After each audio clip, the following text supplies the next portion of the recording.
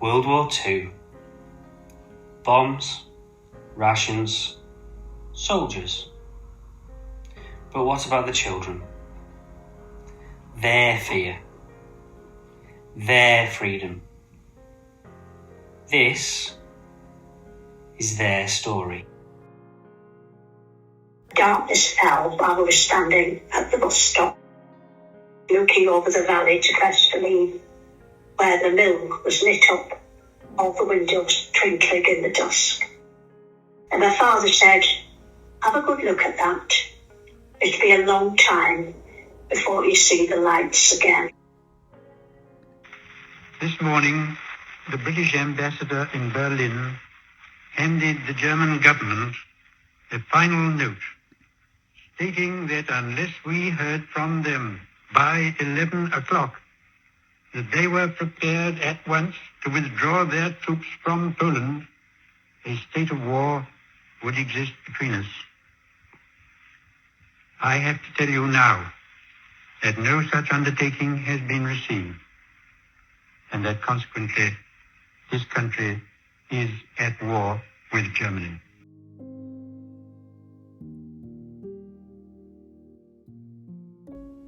With fathers fighting for our freedom and mothers working their fingers to the bones to support our country. As we all know, unsupervised children often find themselves getting into mischief. But this was wartime, and sometimes there was a price to be paid for flights of fancy. One thing I got for the 13th birthday was a new two-wheeler bike. I said, "Well, can I go to Edgeworth?" So they said yes. But then the lad next door to us, and he said, "Oh, well, you've got this bike, we'll go to Blackpool." And got to Alton Towers. It was 10:30 when we got back at night. My mother had had the police out. I got it taken off with the police. We went out to the park, which was just down the road. I went out on the tricycle and nobody bothered. I think my mother opened the door in the morning and said, "Right, make sure you're back here by 4 o'clock. Approximately 30% of the days of the war had bombing raids.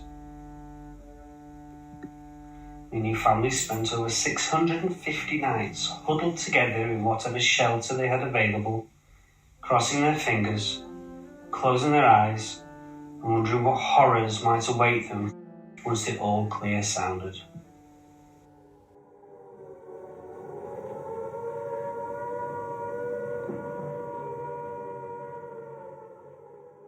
The family next door, the mother of the family, was always the last in the shelter because she would always try to gather up as many personal knickknacks as she could. And one day she just got in there and slammed the door, and there was this massive flood. And we thought at first it was somebody trying to get in a late cover, but there was only one big knock and nothing else.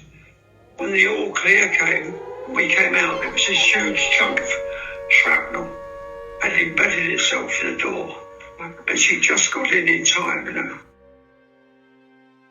Eventually we took refuge in St Thomas's Church on Escott Street in the vaults, and that was very damp, and our three sisters, and one of them got pneumonia through that, but we didn't like it at all.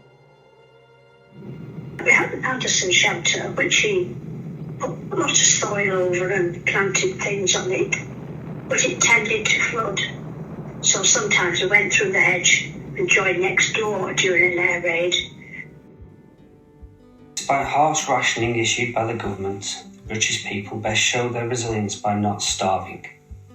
Victory Gardens, a make-do-amend attitude, and some, shall we say, inventive use of ingredients became a quiet, everyday heroism that helped carry the nation's morale through 6 gruelling years of war. Food was rationed, obviously, but didn't really register with anything. We just had what our mothers gave us. We just got the groceries from the village shop, And I certainly can't remember going hungry. I never saw a banana until I'm not quite sure, but we were in Blackpool for a day. And an airman gave me a banana for some reason. Everybody was saying to me, "Oh, banana, you got a banana." And I thought, this must be something wonderful, this banana. So when I ate it, I was very disappointed. It was very dry. Seeing my first orange in my Christmas stocking, and I thought, what the hell is this, 2 ounces of chocolate raisins.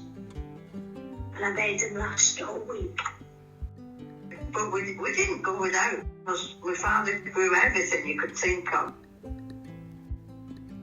But with the chickens being at my aunt's, we were very lucky with eggs. The egg powder itself was almost orange. Goodness knows what they'd added to it, but I used to make scrambled eggs with that, and it was absolutely gorgeous. Used to love that.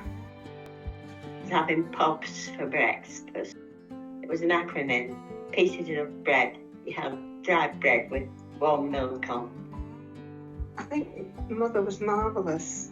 She must have worked wonders with the ration, because we always got a good meal.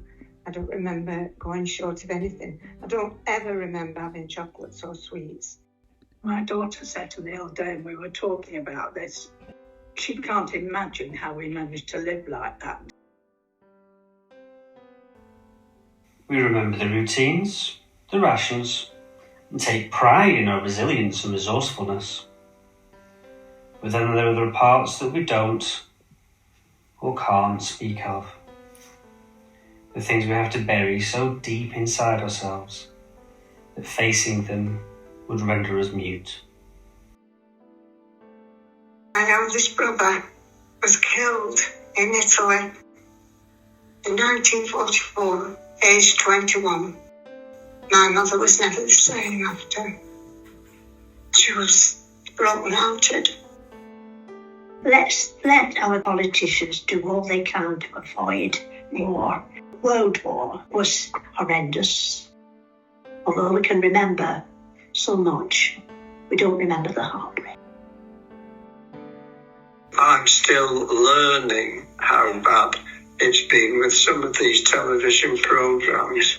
I think it was 300,000 children were wandering around the continent immediately after the war.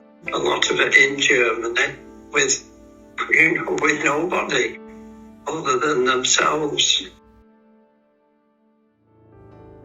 Despite us talking and laughing over some of our memories this afternoon, I think the younger generation do need to learn the lesson that war isn't all about glamour and fun and excitement and adventure. It's a grim time. We learned to cope with the shortages because we didn't know any better. But it wasn't easy, and our parents bringing up children in wartime must have struggled really hard, especially as a lot of fathers were called up in the forces. Mothers had to find time to run a home, bring up children, and in many cases were ordered by the government to work in munitions factories and so on. But the heartbreak of the number of people who dreaded the approach of the telegraph boy. In those days, we didn't have modern communications, and the way that a family would be told that a loved one was missing or killed or imprisoned came by way of a telegram. And people learned to dread the bad news that would bring. And after the war, there were still repercussions of the loss and the heartbreak. You see pictures of the graveyards in France, thousands of young men killed in the trenches and so on. It was an awful thing. Those who were prisoners came back as living skeletons and never forgot the horrible experiences they'd had. So if this afternoon does anything at all, it's perhaps teach everybody that we're better talking than fighting. Let's do what we can, never to have another war. Buildings and things lost in war can always be replaced. But the true cost of war is the weight that it places upon the survivors, upon the children tasked with building a world better than the one that they themselves had to endure. Not for themselves, but for those who would follow. That legacy is what they wish to pass to you. Leave the world better than you found it.